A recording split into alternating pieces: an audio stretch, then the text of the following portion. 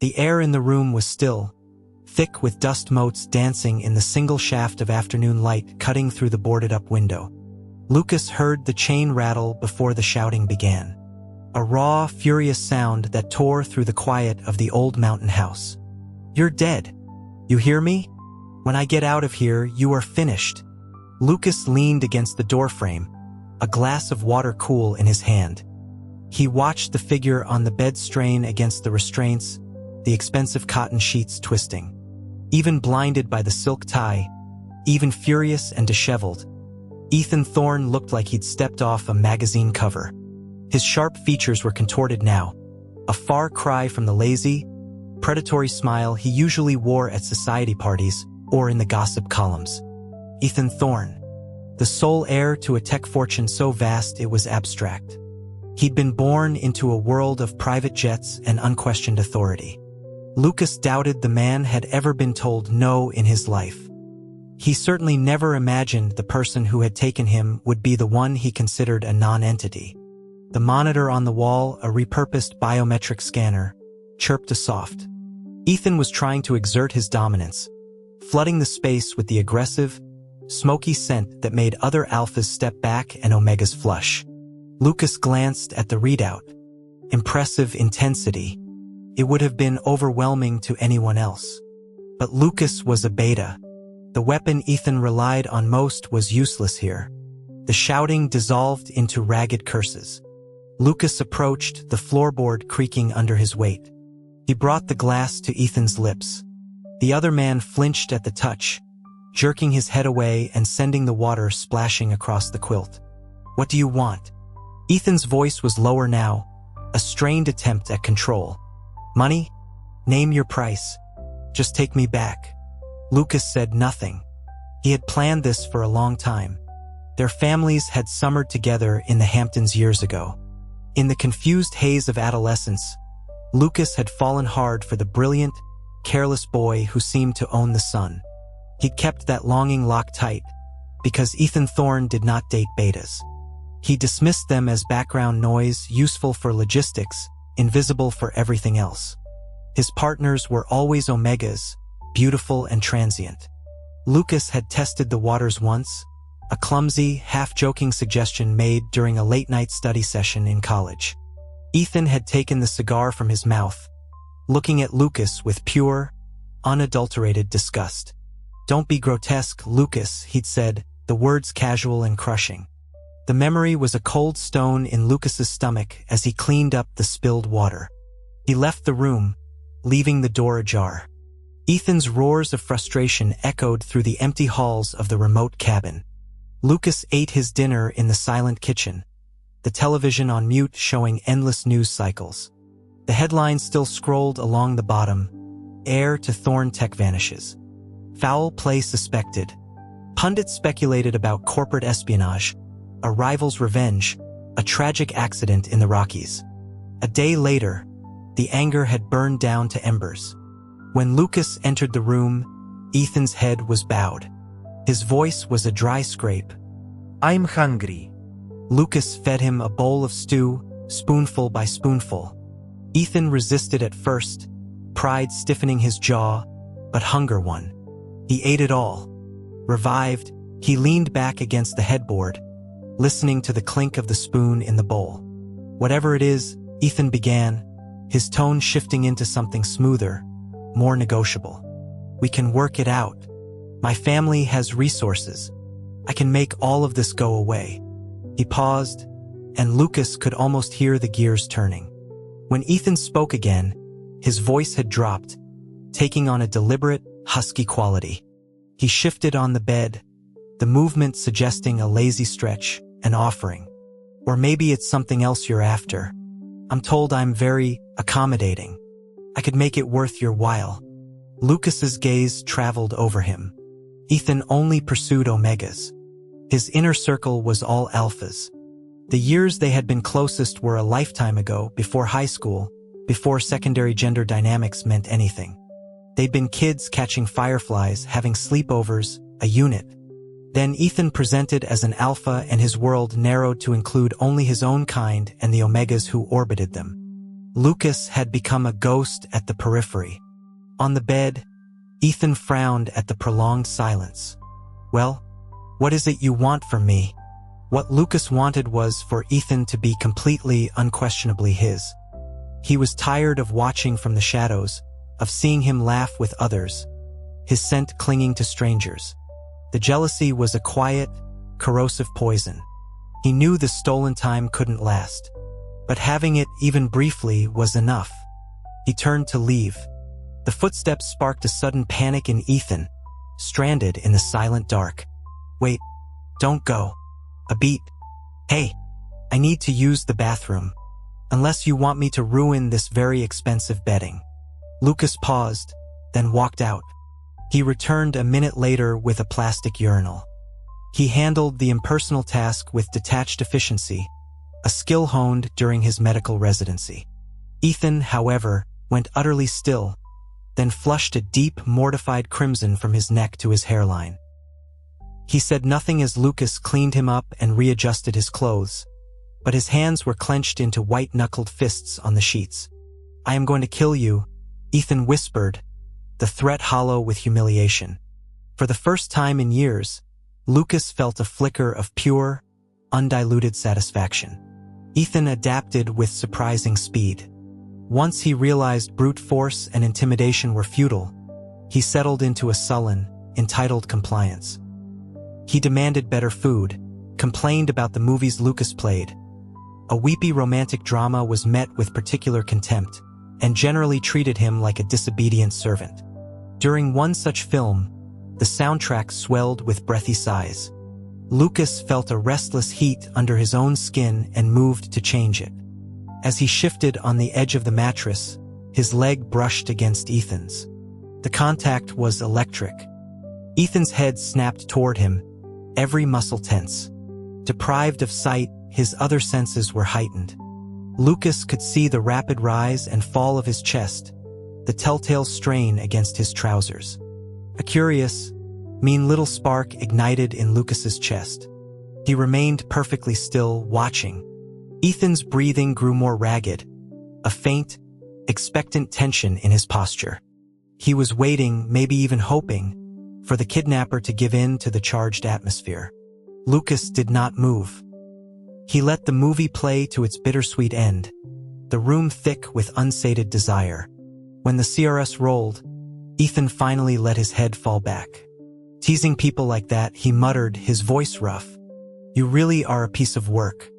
The condescension in his tone, the sheer unshakable arrogance, snapped something in Lucas. His hand moved before he could think, a sharp crack echoing in the room. Ethan's head whipped to the side. A red mark bloomed on his cheekbone.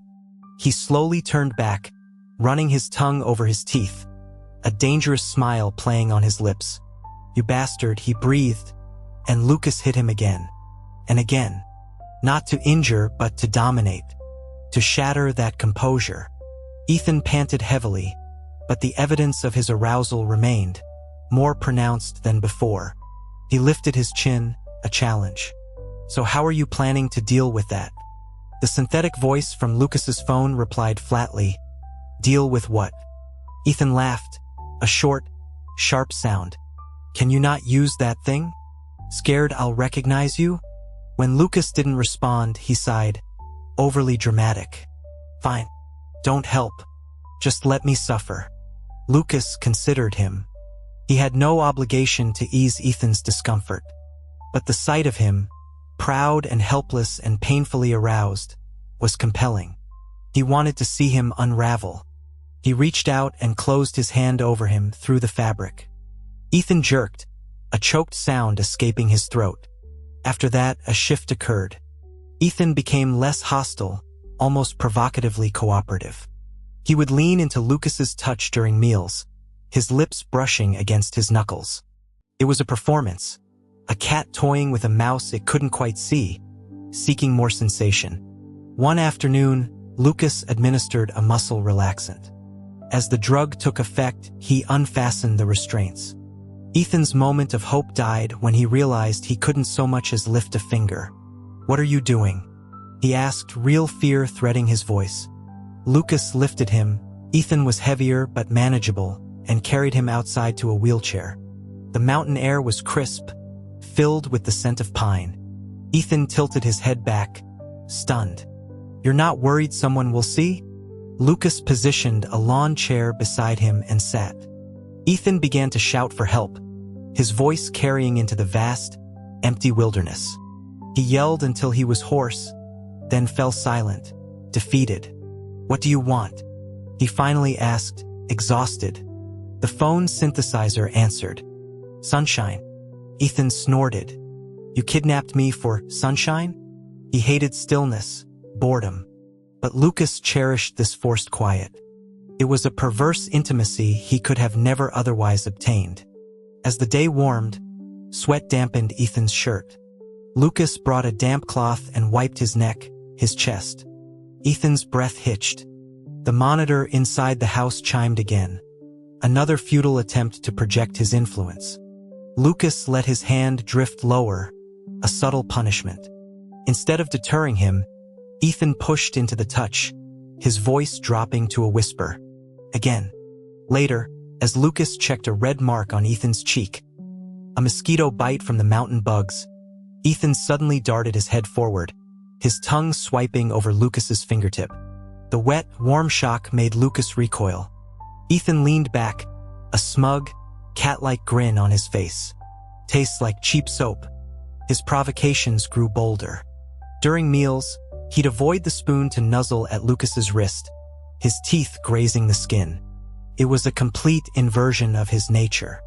The alpha who expected devotion was now play-acting at offering it, hungry for any scrap of attention. "You won't let me see you," Ethan mused one evening, his voice casual. "Can't let me hear your real voice. We must have known each other before." His words were bait designed to provoke a reaction. Lucas's heart thudded once, hard, against his ribs. He remained silent, his expression hidden behind a surgical mask. The quiet seemed to unnerve Ethan more than a denial would. His confidence wavered. "Forget it," he muttered. Lucas moved then. He pressed a cold, lubricated fingertip against the base of Ethan's neck, over his scent gland. It was the most vulnerable spot for an alpha, exposed only to the most intimate partners. Ethan froze entirely, a fine tremor running through him. Damaging the gland would reduce him to less than a beta. It was a threat more potent than any physical blow. Lucas had no intention of harming him, but the power was intoxicating. To have this proud, formidable man trembling under his touch, utterly at his mercy, fed a dark, hungry part of him. He began to massage the tense muscles gently, feeling them gradually unclench under his ministrations. The touch, meant to soothe, became a different kind of torment as it strayed, sending jolts of sensation through Ethan's body. Lucas pulled his hand away just as Ethan was reaching his limit. Frustrated, wired, and humiliated, Ethan thrashed against the chains. "Where are you going? Get back here." When no answer came, his panting filled the room. Then, Lucas leaned close and traced 2 words with his finger on Ethan's bare stomach. "Beg me." Ethan went very still. He swallowed, his Adam's apple bobbing. "Please," he rasped, the word foreign and thick on his tongue. Later, in the dark, the practicalities were awkward and slow. Betas didn't produce slick like omegas. Lucas took his time preparing, the sound of the lubricant bottle loud in the quiet. Ethan listened, every muscle taut with anticipation. When Lucas finally guided him inside, the initial fullness was a shock, a sharp spike of pain that ripped a gasp from Lucas's throat. He clamped a hand over his own mouth, but it was too late. Ethan's smile was audible in the darkness. "That's a nice sound. Do it again." The loss of control was terrifying. Lucas pulled away abruptly, leaving Ethan stranded. The reaction was immediate and volcanic. Ethan swore, yanking at his restraints, his voice raw. "You tie up an alpha and then you run? Have some guts. Finish it." He went on a hunger strike after that, his willpower formidable. He lasted a day and a night. Lucas finally brought a bottle of water. Ethan, parched, initially turned his head away, then understood. He surged forward, seeking the source, sucking greedily even after it was empty, reluctant to break the contact. After, he ate in sullen silence. The news still played. Ethan, chewing a burger, spoke around a mouthful. "You made this." It wasn't a question. Hearing the synthetic affirmative, he seemed oddly satisfied. As he ate, he grew thoughtful. "That voice you used the other day, it was familiar." Lucas had been waiting for this. The reaction was part of the experiment. He wiped a spot of ketchup from Ethan's lip with a strange pang of regret. His planned 30 days were almost up. Time was a luxury running out. After dinner, during a movie, Ethan sniffed the air near Lucas. "You're a beta. Why can't I smell anything on you?" Lucas didn't answer. When the film ended, he drew a syringe from a drawer. Ethan frowned but didn't fight. "What's that?" "Sending you back," the phone voice stated. A complex emotion flickered over Ethan's face. There and gone. He was unconscious in moments. As Lucas bent to remove the blindfold, Ethan's head lolled, then shot forward. His teeth sank deep into the fleshy web of Lucas's hand. He held on for 10 seconds before the drug fully claimed him, leaving behind a perfect, bleeding arc of teeth marks. Lucas dressed him in clean clothes, drove him down the mountain, and left him in the parking garage of the hotel from which he'd been taken. He looked at the unconscious man one last time. "Goodbye. You can't find anything?" Ethan snarled into his phone, pacing his penthouse. "Keep looking." He threw the device onto a sofa. The kidnapper had been a ghost. No traces. And a beta, most likely. No pheromone signature to track. The realization was infuriating. "Stop pacing," his father barked from an armchair. "It's your own fault running with that fast crowd. You're lucky you came back in one piece. Now stay home." He wasn't a madman, Ethan snapped without thinking. He shook his head, irritated at himself, grabbed his jacket, and left. A nightclub booth, pulsing music, the cloying sweetness of several Omega's perfumes. This was his normal, his therapy. And Omega, emboldened by his presence, slid a hand up his thigh. The moment the fingertips made contact, Ethan saw a flash of a dark room, felt the chain, heard a gasp that wasn't sweet or soft. He violently shoved the Omega away. "Get out." His friends stared. The air was thick with confused, rejected pheromones. An idea, sharp and sudden, struck Ethan. He pulled out his phone and dialed a number he hadn't called in years. A robotic female voice informed him the number was disconnected. He dialed another, calling an old family contact. The answer took a moment. He moved. "Switzerland, I think. Medical research. Some clinic near Zurich." 3 months later, the autumn air in Zurich was chilly. Dr. Lucas Reed reviewed a patient chart, the scar on his hand a pale, raised line. A nurse peeked in, her cheeks pink. "Doctor, there's a patient who flew in from the States to see you." "A walk-in?" he insisted. "I don't have walk-ins," Lucas said gently. He was very insistent. Said his name was Thorne. "He's presenting with what sounds like pheromone perception disorder." Before Lucas could process the name, the door opened wider. Ethan Thorne filled the doorway, his gaze sweeping the room before landing on Lucas with the force of a physical blow. The nurse scurried away. Ethan closed the door softly. He stood across the desk, his appraisal slow and unnerving. Lucas instinctively pulled his cuff down over the scar. "It's been a long time," Lucas said, his professional mask sliding into place. "High school, wasn't it?" "Not that long," Ethan said, his voice a low hum. He leaned forward, palms flat on the desk. "Doctor, I have a problem. Started about 3 months ago. I heard about your ordeal. My condolences. Most scents are intolerable now," Ethan continued, as if he hadn't spoken. He inhaled deeply, leaning closer. "But not all. I like yours, doctor." Lucas leaned back, creating space.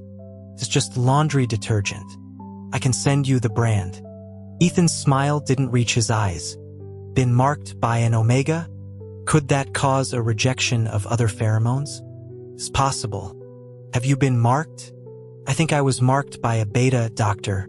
Ethan's gaze was a trap. Ever see a case like that? Lucas's pulse hammered in his throat. A beta marking an alpha? No, I've never encountered it. It may be psychological. We should run some tests. Ethan wasn't listening. His eyes were fixed on Lucas's hand, which rested on the chart. In one fluid, powerful motion, he reached across the desk and grabbed Lucas's wrist, yanking him forward. The pain was instant and sharp, the old wound protesting. Ethan turned the hand over, his thumb pressing directly over the crescent of scar tissue. He looked from the scar to Lucas's wide eyes, his proud, triumphant smile finally genuine. Found you, he whispered. He didn't let go. He studied Lucas's face, the clinical coat, and a flicker of pure annoyance crossed his features. Lucas was a beta. He couldn't be permanently marked. That meant no clear claim, no signal to others. Later, as Lucas left the hospital, a colleague fell into step beside him, offering to share a cab. Before Lucas could answer, a figure detached from the shadow of a pillar. Ethan. The colleague melted away. Lucas tried to push past. What are you doing here? This is harassment. Ethan caught him, his arms like steel bands, and buried his face in the junction of Lucas's neck and shoulder, inhaling deeply. The scent of his own pheromones on Lucas was faint, almost gone. It ignited a possessor panic. He simply lifted Lucas and carried him toward a waiting sedan. Put me down. Ethan. I'm entering a rut, Ethan said, buckling him into the passenger seat. We need to go home. Now, you had a rut 2 weeks ago. Lucas protested, hitting his shoulder to no effect. This is insane. The drive was a blur. At Ethan's apartment, there was no more discussion. Later, Lucas lay exhausted amid the ruined sheets. Ethan nuzzled at the unmarked skin on the back of his neck, his teeth worrying the place where a mating bite would never take. A low growl of frustration rumbled in his chest. He couldn't leave a permanent claim, so he would have to settle for making his presence so constant, so undeniable, that the world would understand anyway. He began again, determined to imprint himself through persistence where biology had denied him the privilege.